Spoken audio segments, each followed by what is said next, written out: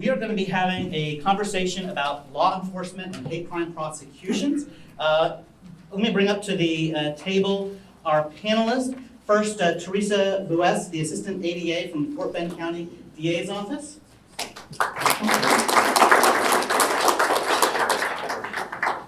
Additionally, Chief Eric Robbins, the City of Sugar Land Police Department.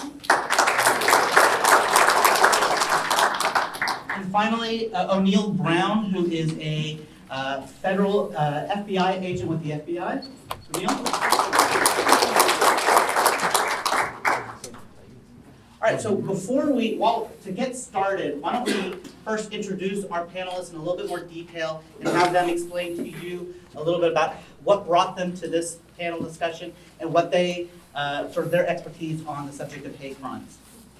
Good morning. Good morning. My name is Therese Booth. I'm an Assistant District Attorney currently assigned to the Public Integrity Division of the Fort Bend County DA's office.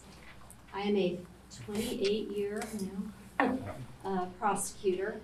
This is my career. I have loved what I have done. I love working with witnesses and presenting evidence to juries and talking with juries and teaching them about the law, and hopefully working to see that some kind of justice is achieved at the end of a trial or a case. I have pretty much spent the bulk of my career doing child abuse prosecutions. I've bounced back and forth between the Child Abuse Division in Harris County, and I have most recently been serving as the Deputy Chief of the Child Abuse Division here in Fort Bend County. And I've also spent another bulk of my career doing public integrity work, which sometimes encompasses the hate crimes area, typically some of the color of law violations that we deal with. And I am the new chief of the newly created Public Integrity Division for the Fort Bend County Attorney's Office.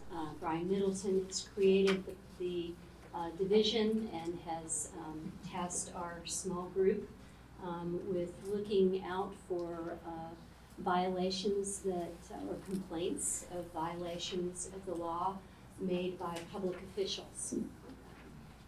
I'll pass it on. That's a lot. I don't know how to follow that. Good morning, everyone. I'm Eric Robbins. I am the police chief for the City of Sugar Land, and I've been with the City of Sugar Land for about 28 years. So I've seen a lot of changes and a lot of things that's happened, a lot of development and a lot of growth in Fort Bend County. I think our DA mentioned it earlier that this is one of the most diverse counties in the country, if not the diverse. With the City of Sugar Land, I talk about this quite a bit, and I'll probably mention this more. Our mission is obviously to deliver quality law enforcement services throughout the city, but it's also about developing partnerships, and what we believe is having partnerships with multiple agencies, multiple organizations, associations, and affiliations that's out to do justice in our communities. That in those types of ways is how we believe is how we keep our community safe. Our department is a truly diverse police department, and one of the things that we truly work on is providing training and education. We work with our partners with the Anti-Defamation League, who is here in the room, Ms. Dina Marks here, and Sue Hosteen, some great partners of mine. But we also work with our community. We have a diverse community with our Muslim population, our Islamic populations, our Chinese population, and so forth. So our job is to build those relationships and develop respect for those relations, for those partners, and get them to understand that we are here as a resource for them to share whatever thoughts, and of course, obviously, to investigate and hopefully apprehend and get any kind of offenders, whether it's hate crimes or any kind of criminals, off the street in the City of Sugar Land. So I'm just ecstatic to be on this panel, but I'm also ecstatic to be a part of the community that I love so much.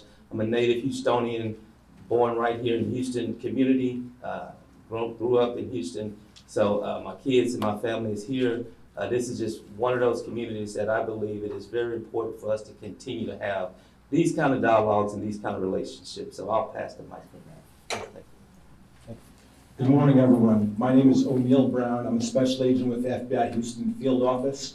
I've been a special agent with the FBI since 2010, where I've investigated a variety of crimes, including white-collar crimes, bank fraud, wire fraud, mail fraud, and also civil rights violations. And when I talk about civil rights violations, I talk about color law cases, which are cases involving police misconduct, excessive force cases, and also, of course, why we're all here today, which is to discuss hate crime. So it's truly an honor to be here with our law enforcement partners, our prosecutorial partners, and also our community engagement groups.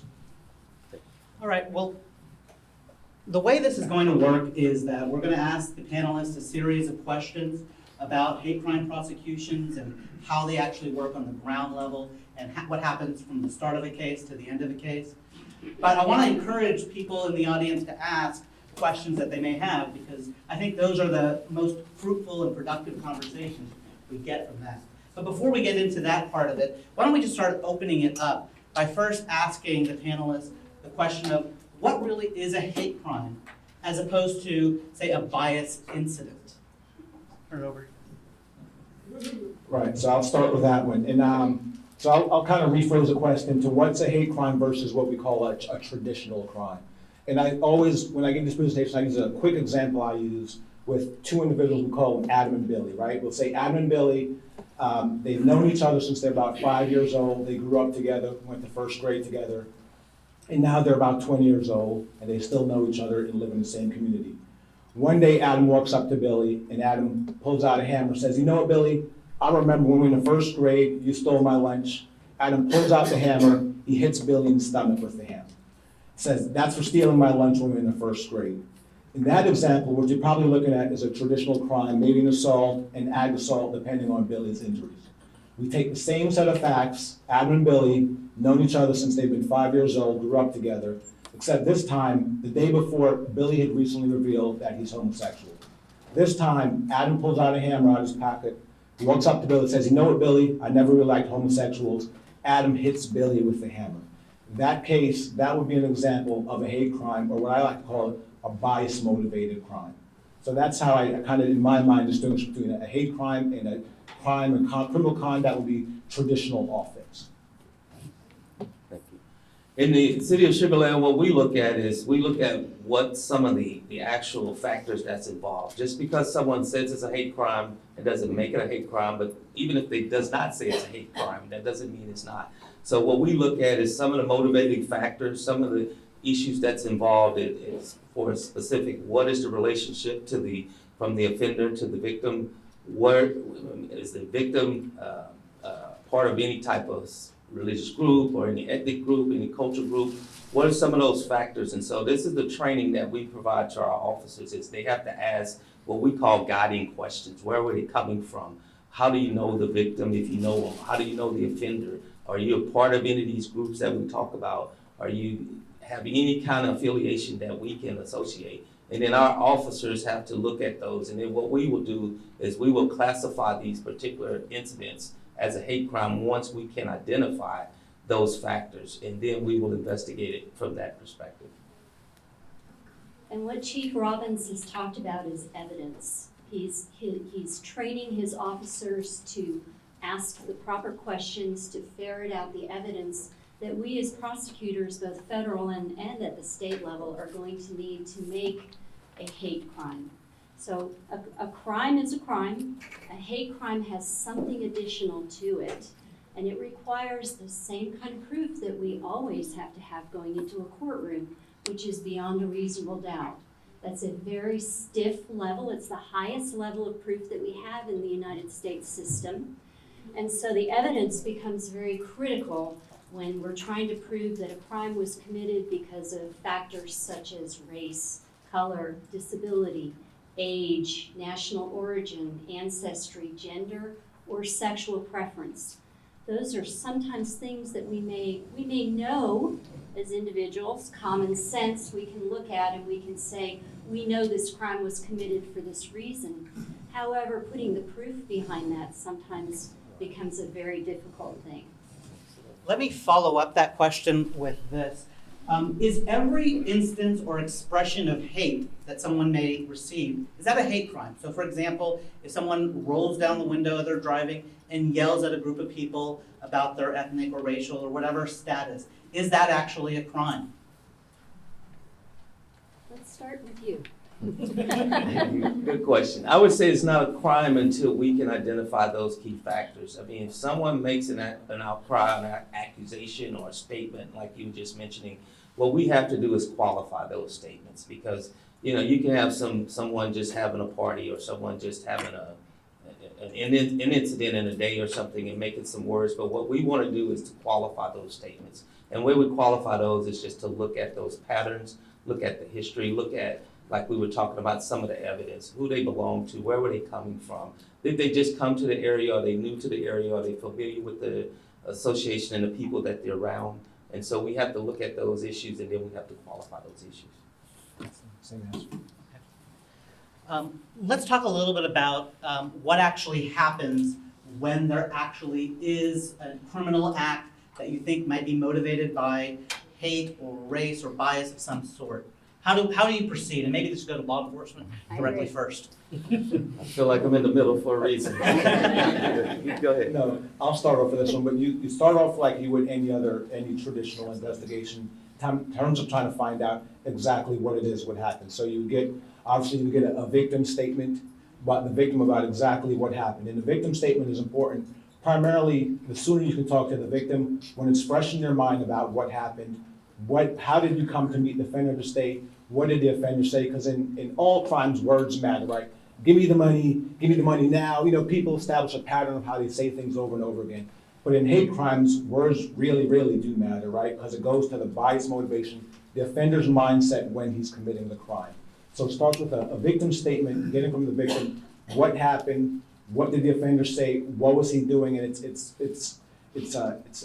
a delicate and it's an interesting process, and it's sometimes very challenging for the victim to have to go over this in detail. I mean, he kicked you. What did he say after the first time he kicked you? This is from a victim standpoint, this is a horrible event that they went through, and now we've got to take them through it, literally blow by blow, injury by injury, because it matters to us in terms of proving our case, what was being said at the time. So it's very important, even though it's very hard for victims sometimes, it's very important for us to developing the evidence. Obviously, also get witness statements, people, non-neutral third parties who were also there, who may have also witnessed it, video evidence, cell phones, things you would get in a traditional investigation, and trying to establish the victim, about the victim's background, also trying to, number one, identify the offender, and then once you have an offender identified, finding out as much as you can about the offender's background. And again, things you would normally do, the offender's criminal history. Does he have any other instances where he's committed this kind of conduct in the past? Maybe he has some assault cases from years back, but if you look at these assault cases, they involve individuals who were always Muslim for some reason, right? So you establish a pattern about the offender. You also look at the offender's statements that he said, not only when the crime was being committed, but maybe beforehand. Was he posting things online, on Facebook, his historical Twitter accounts? And then also you look at the offender's, maybe try to get the offender's phone and see the text messages and things that he was being sent out contemporaneously to when the crime was being committed. What was he saying to his friends? Where was he going that night? Why was he going there that night? What was his plan? And then also, obviously, what did he say after? What did he tell his friends? What did he tell his families? What did he tell other co-defendants, if there are any, about what happened? Those are ways you kind of go about establishing a hate crime case. And the only thing I would add to that is, regardless of, what he was talking about from our standpoint is more into our investigation standpoint, but regardless, when someone calls us to make a report about a particular crime, we're going to take the report. We're going to make that offense, and we're going to document it. And then we will determine if we have to, after the fact, of how we classify this particular case. And it's going to be based on all those factors that he was just saying. So we encourage everyone in our community, particularly in Sugar Land, but in our community, if you come in our city and if you have any kind of issue that you believe is criminally related or even just suspicious, to let us know, and then we will take the lead on that part and continue with the investigation. Right, so if something happens to, let's say I am a victim of a crime, something just happened, do I go on my phone and look up the number for the FBI to figure, or do I, what do I do? What's the victim do? Call your local jurisdiction police department. Call 911 if it's a serious emergency. That's the first thing to say. Dial 911. But in any case, call your local jurisdiction, and it's our case, and that's why we have great partnerships with the Fort Bend District Attorney's Office, and in some cases, it's whether it's Harris County, Montgomery County, or whatever county you're in, but those are the particular jurisdictions that you have to follow. So again, if it's you, if it's anyone, just pick up the phone and call the local police department. The district attorney's office has attorneys that are on call 24 hours a day, and we partner with all of our local law enforcement agencies in Fort Bend County, as well as some from Harris County. And we provide whatever resources, whatever advice we can, so that when these kinds of things happen, we might ask a question that might trigger an additional question that might help make a case a stronger case when it comes to hate crimes.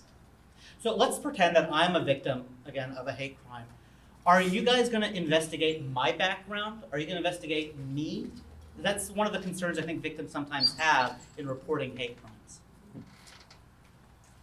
That's a great question. What we look at is just, we're gonna have to ask you a series of questions, but as far as a background investigation, the answer to that off the bat is no.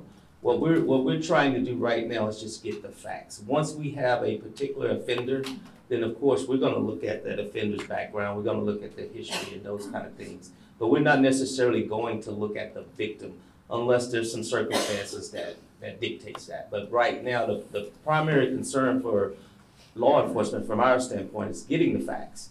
Get the facts, find out what happened, and then let's go after the actual perpetrator and the offender. So those are the people that we will be checking.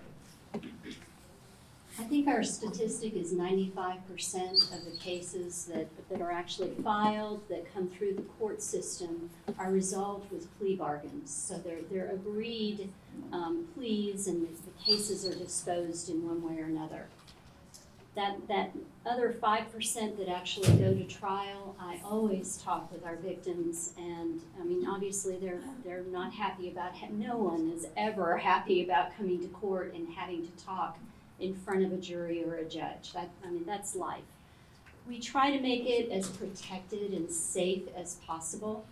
From the very beginning, when law enforcement becomes involved, there's a crime victims coordinator who is involved, that provides information that's available at the table on your way out. Pick up a brochure. We have, within the district attorney's office, we have crime victim coordinators who meet with victims of these types of crimes. They're there with them every time they come to court, and they're welcome to come to court every time that there's a court setting. The assistant district attorneys who are tasked with trying these cases to juries, they will meet with those witnesses, they will prepare them, and part of preparation is education. You know, people have these fears about what's going to happen at trial. They watch TV shows that are not terribly accurate. So part of what we need to do is educate our victims and our witnesses as to what's going to happen in a courtroom. And in all honesty, sometimes a person's background may come up. Sometimes it becomes relevant as far as inciting or causing part of the problem. And it may be relevant within a courtroom. And we talk about that. We prepare our witnesses and our victims for those type of things. And we shield them as best we can, but the reality is there are times where we just all need to know what we're dealing with. And most of the times, I find working with witnesses, they're understanding. They know that this trial is not about their background necessarily, but that they're there to tell the truth, what we expect from all of our witnesses. Did you have any? So let me ask you this, does it matter if a victim doesn't speak English or is not a US citizen? How does that come into play in y'all's investigation of a crime, of a hate crime? So from a federal standpoint, the victim's naturalization status is not a factor. A victim is a victim regardless of whether they're a US citizen or they're a resident or they're a visitor. They are a victim of a crime because something really bad happened to them. And if they don't speak English, we have translators. If they speak Spanish, we have translators. We have a floor of translators that speak a variety of languages, most of which I don't even know what they do up there, but we have those translators available if you need them. So that's not something the victim should be concerned about. If something bad happened to you, call 911, call the police, and we'll find someone that will be able to speak to you. let's talk a little bit about how the federal and the state relationship is. Can you tell us a little bit about how the feds and the state agencies work together in prosecuting a hate crime, or any crime, really? Oh, that's a big one, but I'll start off with how I work with federal and local partners, and I have a great relationship with the local partners I work with, whether it be individuals at the Harris County DA's office, whether it's investigators with the Harris County Sheriff's Office or Fort Bend. I have a great relationship with the local partners whenever I need something, trying to find out what happens, because these cases are often very complex. I started off with a very fundamental example of Adam or Billy, but some cases are just like that, right? Maybe some instances it's more clear it's a hate crime, or in other cases it's not as clear, and maybe going state charge is the better route. But it's these are difficult fact patterns that I try not to have victims worry about. That's our job to work with myself, to work with our local counterparts to find out what happened. But it really is it's intricate dance of figuring out the facts and what venue would be the appropriate venue to have the best resolution possible. And it's an intricate dance. There's no easy way to answer it because it changes case by case depending on the victim, the facts, the offender, how it happened, where it happened, the injuries. There are a number of different factors that come into play to answering a question like that, to be quite honest. I'll just say this, I won't speak on the prosecution part, but from a local and a federal standpoint, we do have a great relationship with our federal partners. The FBI, as a matter of fact, has a satellite office in our police department. So anytime we needed assistance or support on a specific investigation, we literally have someone assigned to the task force that's in our police department, but also we have that rapport where we can sit down and open up with discussions about any particular case. And I think the chief of that special satellite office is right there, Richard Grennison, who is the FBI supervisor and chief of that office. And the same thing goes for prosecution. There are times where a hate crime is a perfect example, where a federal prosecution may get the bigger bang for the buck. Or there have been times where the state prosecution seems to net us a bigger bang for the buck. We have a larger range of punishment available to us. Those are all things that are thought out and discussed, and then the choice is made. Well, let's talk a little bit about that. What is the difference in the laws of the state and the feds regarding a hate crime prosecution? What advantages does it sometimes go with going with the state and then with the feds? So on the state side, we have kind of a narrower perspective than the federal side. We have offenses against the person, homicide, kidnapping, trafficking of persons, sexual offenses, as well as assaultive offenses. And then the crimes against property include arson, criminal mischief, and graffiti. Those plus that bias, that reason behind why those crimes got committed, those constitute the state hate crimes. What we get out of those is you look at each of those crimes, and that the bias bumps up that crime to the next level. So if it's a second-degree felony, which is a 2 to 20 term in prison, if it's a hate crime, that second degree would be bounced up to a first degree, which could be 5 to 99 years or life in prison. So you can see how having a hate crime incurs a larger penalty range, as it should be. So that's the state, and I've already gone through the biases, the beyond a reasonable doubt portion that we have to prove on top of the underlying crime. And that beyond a reasonable doubt is something I want to touch upon again. I think we touched upon it earlier, but something I want to reiterate. Sometimes when crimes happen, we all have a hunch or a suspicion or a feeling that it might be a hate crime, right? Maybe it's the offender and the victim are different races, or maybe there's some other factor in there. Those hunches are good to have from an investigative standpoint, but in order to prosecute a federal hate crime or a hate crime, any hate crime, we actually need evidence. So we have to go beyond suspicion in terms of evidence, preferably admissible evidence, as my prosecutors often remind me, admissible evidence that you can use in court to prosecute a hate crime. And the punishment range from a federal standpoint kind of depends on the crime and the injury to the victim. It could be anywhere from probation up to the death penalty, anywhere in between that, depending on the crime that happened, the injuries, did it result in death? It just depends on each case and the victim, their injuries, and if ultimately if they even died as a result of the attack. Why don't we talk about what are some of the difficulties you found in prosecuting hate crimes, specifically focusing on that intent aspect and how to prove it? I've been doing this for a little bit, and you do a lot of interviews and a lot of interrogations, and people are smart, people watch TV, even if they do really dumb things offenders do. Rarely have I ever walked into an interrogation and I've sat down and they go, you know what, you got me, I did it because they were gay, right? They're not dumb, they're gonna give you any other reason but the biased motivation you need, because understandably, they don't want to go to jail, right? That's how it's played.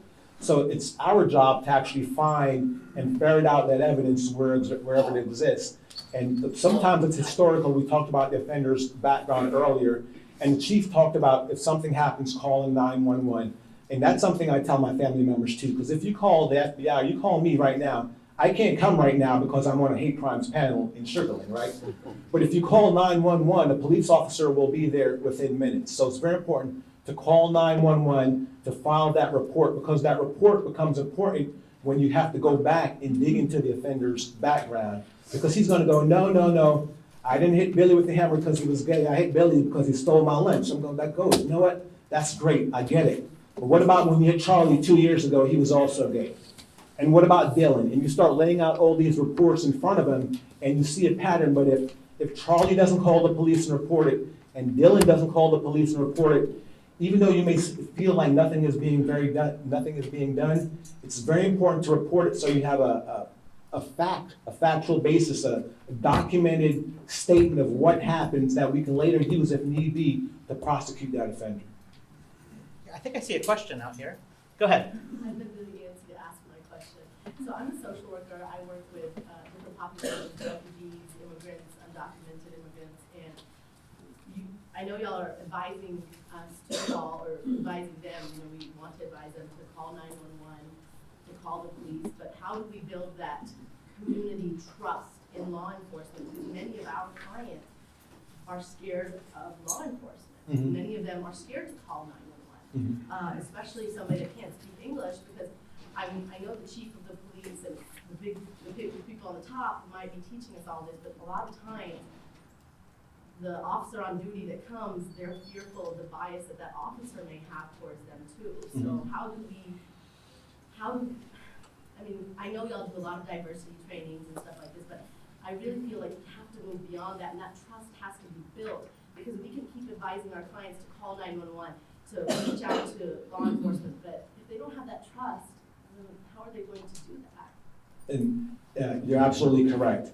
When you're dealing with individuals from the refugee community or from different populations, they may be coming from places in countries where they have law enforcement that was very corrupt, that did very corrupt acts. So when they come here, that's their background and where they're coming from, and that's why they may be hesitant to call police. And for also being quite honestly, I'm here today on behalf of the FBI, but there are also other federal agencies, other federal entities involved, and other stakeholders, why you understand why certain other communities don't want to be involved or have contacts with law enforcement. And how do you bridge that? I don't know. There's no easy answer to answer that question. But how we start is by people such as yourself kind of maybe acting as the mediator and the go-between between people who are very hesitant to call law enforcement, and then between people like yourself and others who are in this room who have the education to know that there are people that want to hear what happened to you and care about what happened to you. Maybe if you act as that bridge, we can at least start walking in the right direction. But it's going to be a hard task.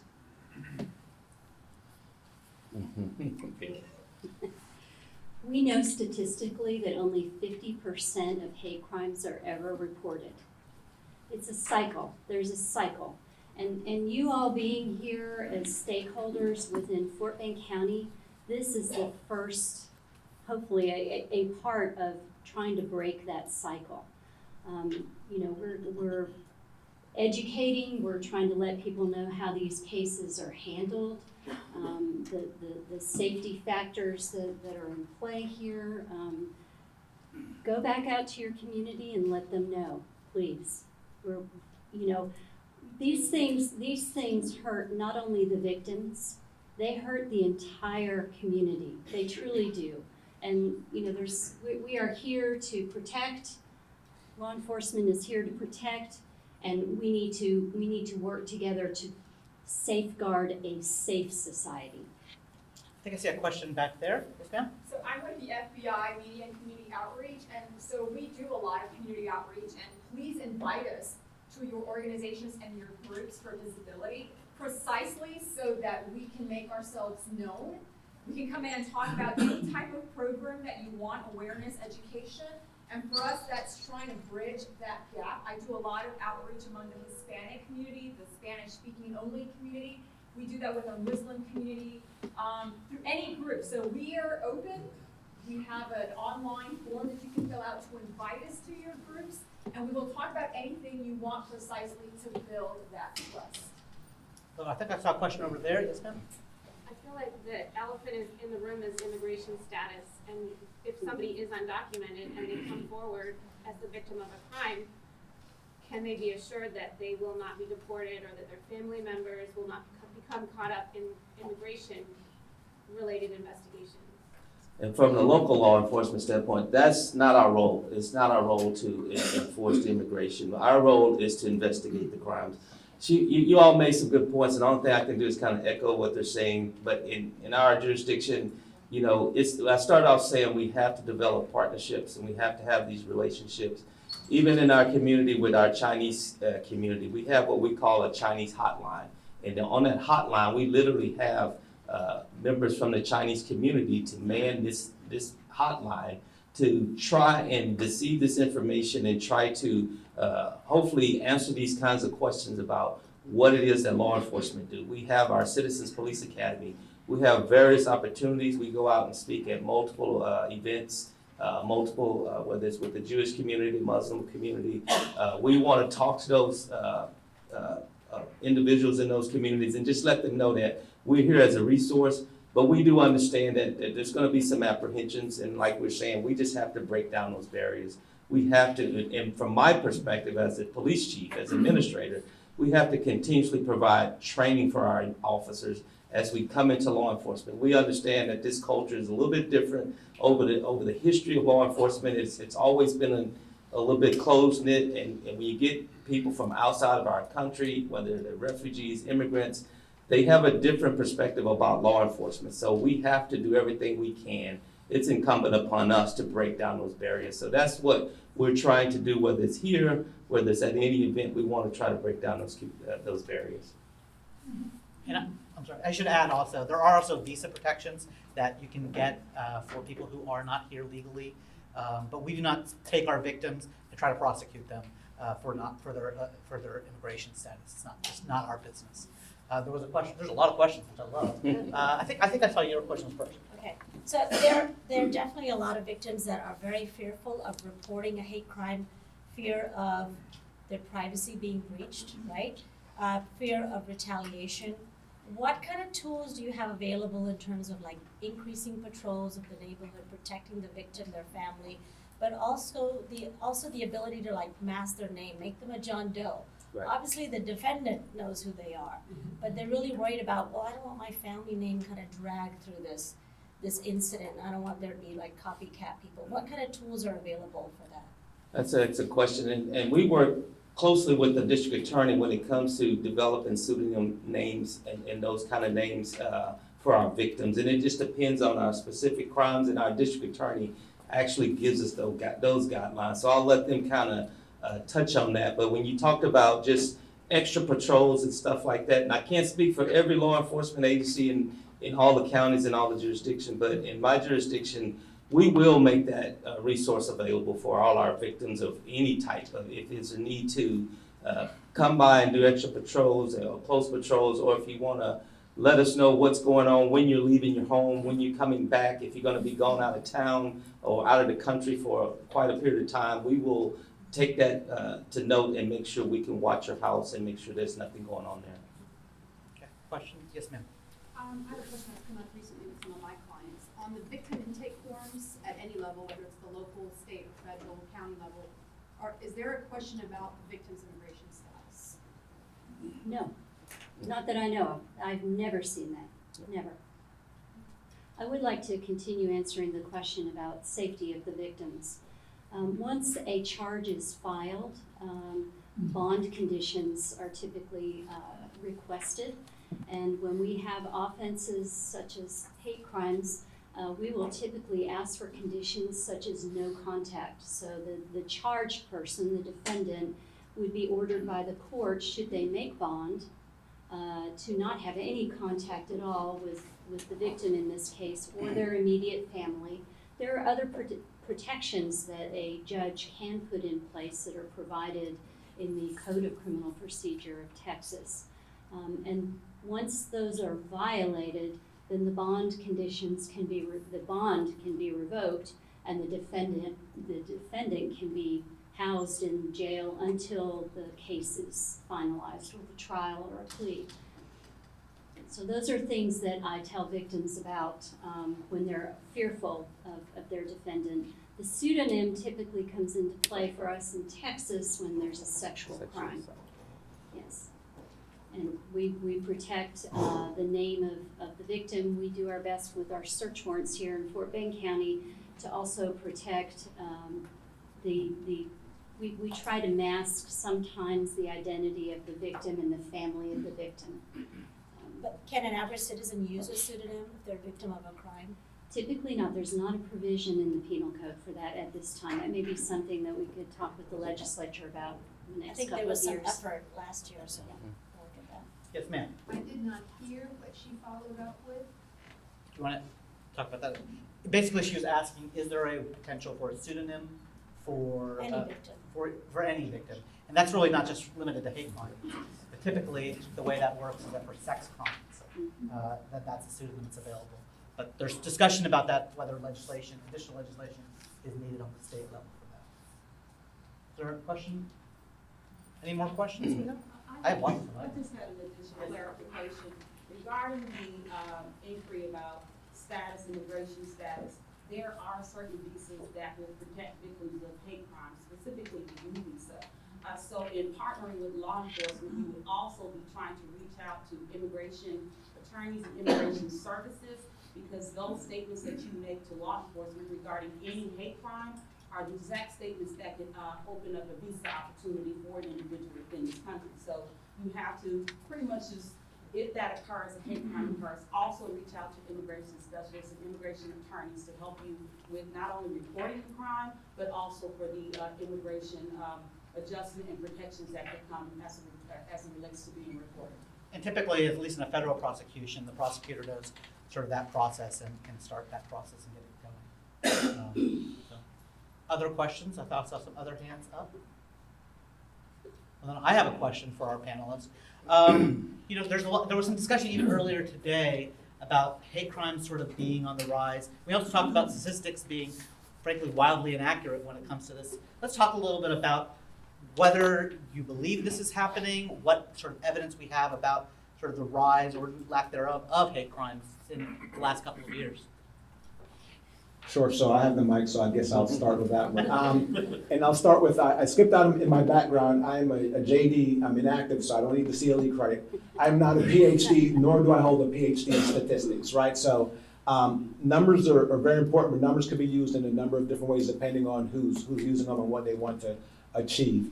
But as someone said earlier today, definitely feels like they are on the increase, whether that's because they actually are, or maybe there's increased media reporting on it, or maybe because there's increased media reporting, people are reporting it more than they did in the past. There's a number of different factors that go into that play.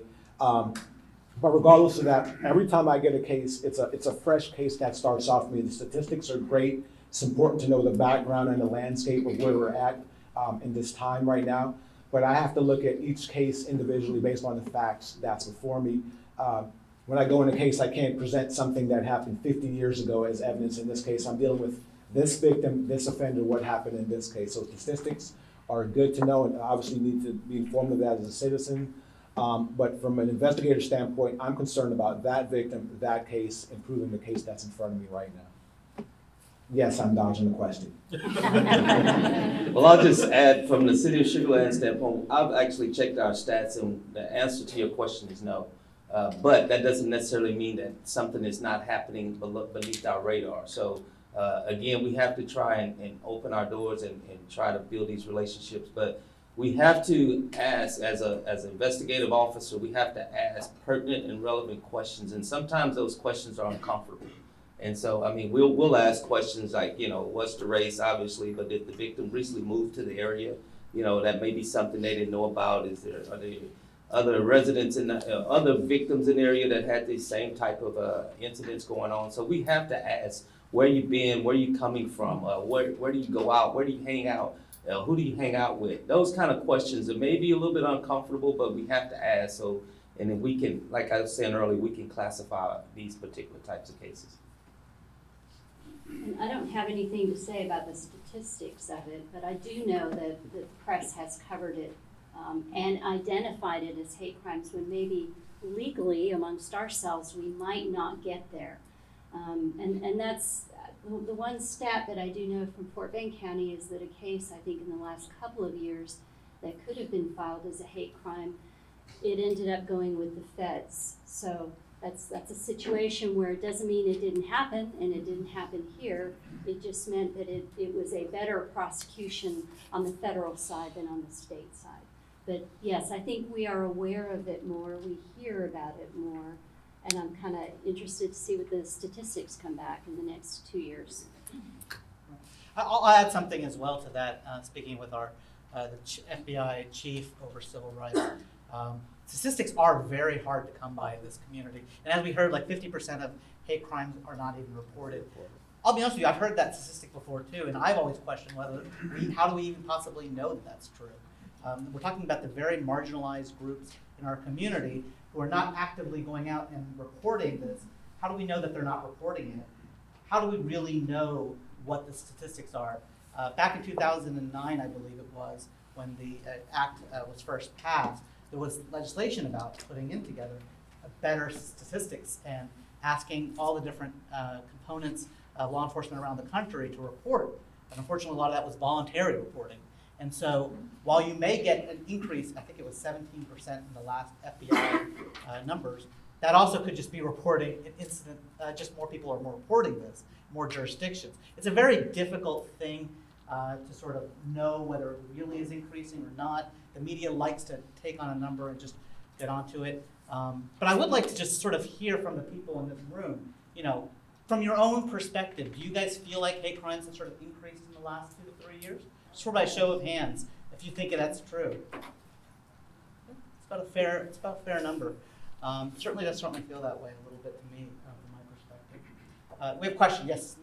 To the chief, say you respond to a scene of a crime, and you see all the evidence, and in your head, you see a victim who has suffered certain injuries, and just based on what the witnesses are saying, you feel like a hate crime has occurred.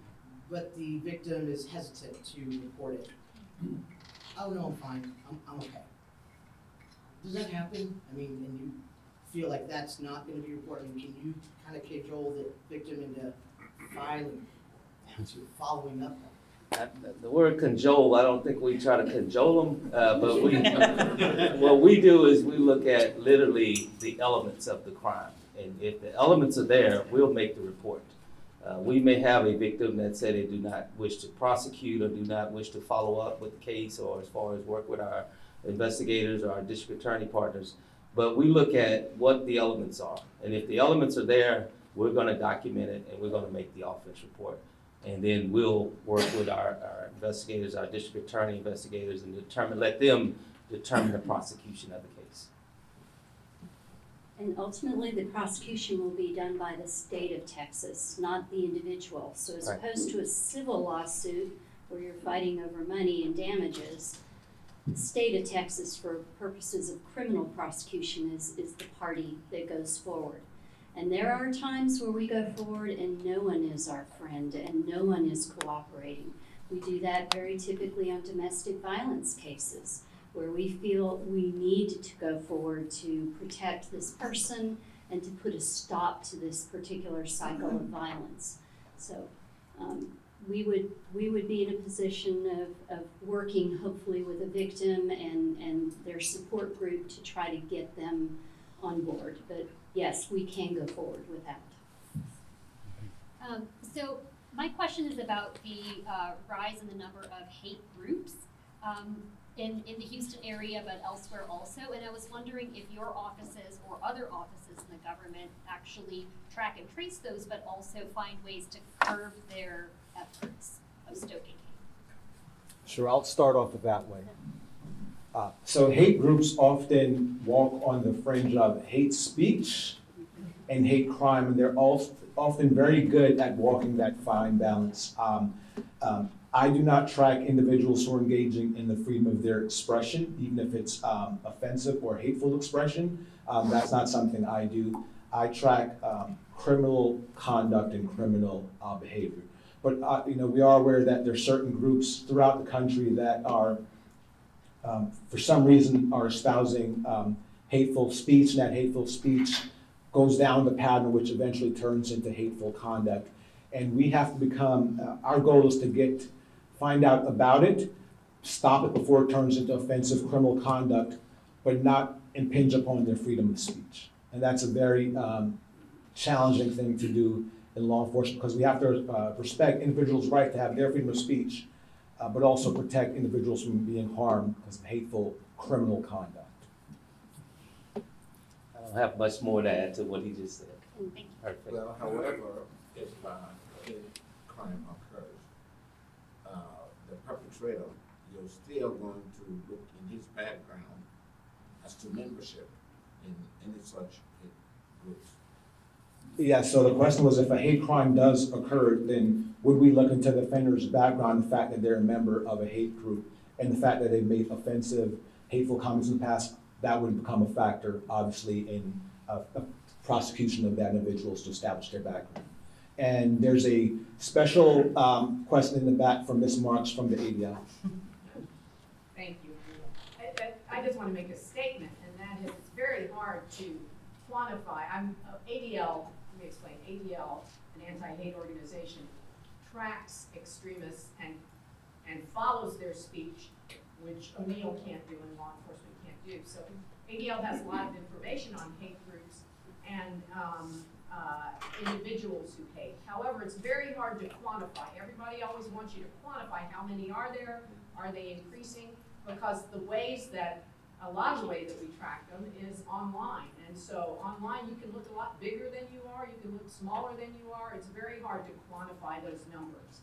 So, but if you do want information on ADL, that ADL has on hate groups, I'll be up on a panel in a few minutes, probably talking about it. And you can come and talk to me and I can help you find some information on that. Yes, Thank ma'am. you, Anil. Ms. Buess, Yes. just out of curiosity, are you at liberty to mention the case that you said? No, ma'am. Okay. Yes. I'm an investigator with the county attorney's office.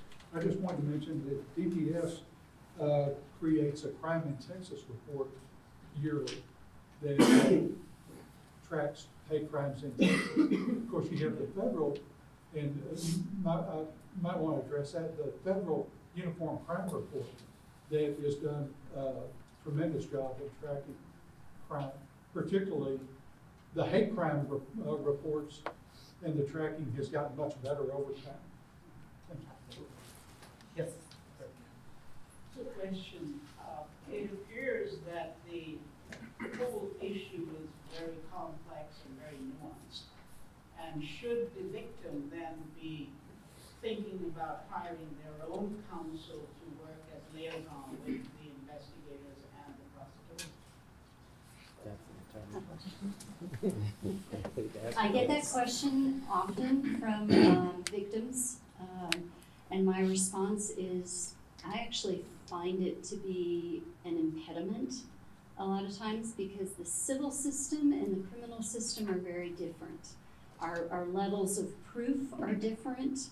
What we can present to a jury is different sometimes, and so I think it becomes more of an impediment. I don't know of any situations, or I can think of very few, where anyone would have benefited in any way as a victim to have their own attorney. You know, we as assistant district attorneys, we care very much about our victims, or else we would not be here. We certainly would not have this career. So we're usually on the lookout for the best interests of our victims, even to the point sometimes of, I mean, there are very few and far between, but there are times where we don't go forward because our victim is not in any condition to do so. And we may request continuances, or we may actually dismiss a case to refile later, but again, taking into account our victims, where they are at that point in time. So no, I don't think it benefits the criminal prosecution at all to have a civil attorney there to represent the victim. You agree? I'd say on the federal side, that would be a waste of time. We have victim service providers, we have victim service groups, we have representatives in our office, and we as prosecutors have experience dealing with victims and can help address those issues. Don't waste the money on that, but that's just my own personal opinion. You've got attorneys. What about community liaison people, like dealing with cultural and language issues, kind of be the go-between between the victim and the prosecutor's office? Has that been helpful? Have you had that incident? What's been helpful? I have not, but I can see how it would be helpful. My probably most recent experience is with child advocates.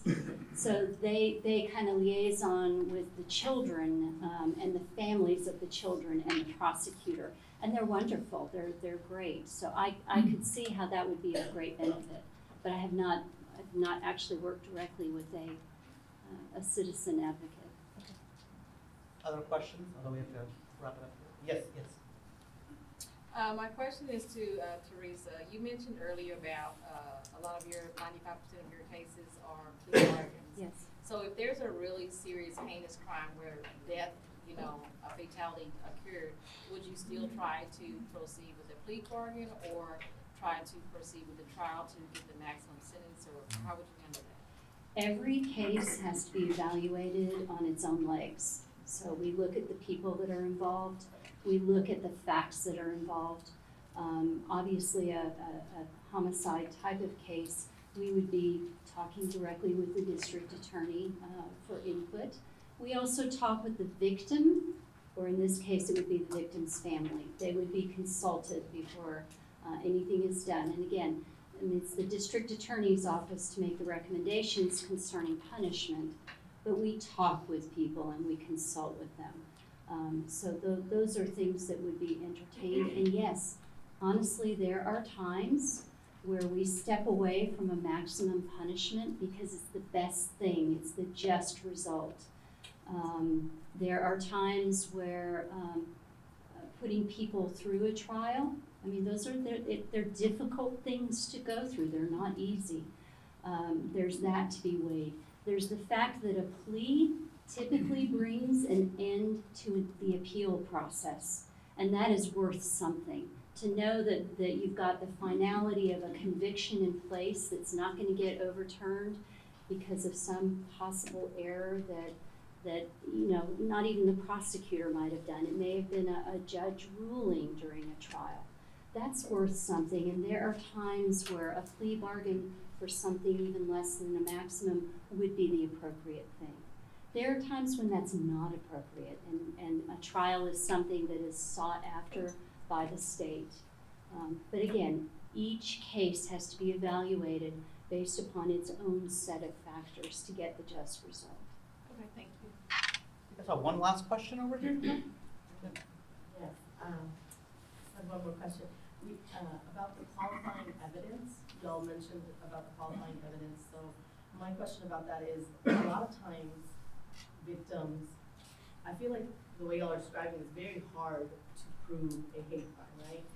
So why would how do we encourage our victims to actually want to go report that when they know that it's so difficult? Like you said, that you have to have a video or you have to have qualifying evidence or something. Like the way y'all are describing it seems very difficult to prove it. So a lot of times people are just going to be like, okay, let me just deal with this on my own. Let me go to a community member or a mosque or a church. Let's try to figure this out on our own. Also, the city, sometimes like the city, City of Sugar Land, when hate crimes are reported, people may fear that, you know, they don't want to report it because the officers will not believe them. Because I've had cases like that, I've worked with victims like that, and that has happened. How do we deal with the implicit bias of the officer that comes to the door? So, I know I'm harping on the same thing, but it's very important for us to understand this because I'm still not getting the answer that we very And I'll do my best, but again, what we say, regardless whether it's a hate crime up front or on the backside, we say report it. Report it first so that we can get the information and then we can classify it after the fact. But we want it to be reported, and we'll make the determination on if it's a hate crime or not. I think that may be a little bit of the confusion where a citizen may be trying to determine what type of crime this is or how this should be reported, and it should just be reported to the officers, and we go from there. Again, I go back to, as far as our officers, we have to continuously provide training, education, and knowledge, cultural diversity training, working through all our different partners, like I say, whether it's ADL or whether it's community level trainings, we have to get that information out there. So we just try to break down those barriers, but what we say is report the information to us and then let us determine it. If you have situations, as always, we have it on our website of how you can also make a compliment for an officer, but also make a complaint about an officer, whether they not, give you the correct information or the proper information or not being courteous and professional. So that's what I always encourage from my staff, and that's the type of stuff that we have to be held accountable for. Just because we can't make a hate crime out of something doesn't mean a crime didn't occur and that it won't be prosecuted. Please call.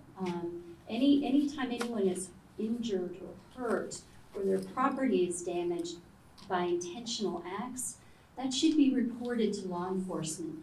And even if a case never comes out of that, it's still documented somewhere, and it could become important at some point to making a hate crime out of something in the future. So please report. Please encourage reporting. Yes. On that note, I want to thank our panelists for their valuable advice.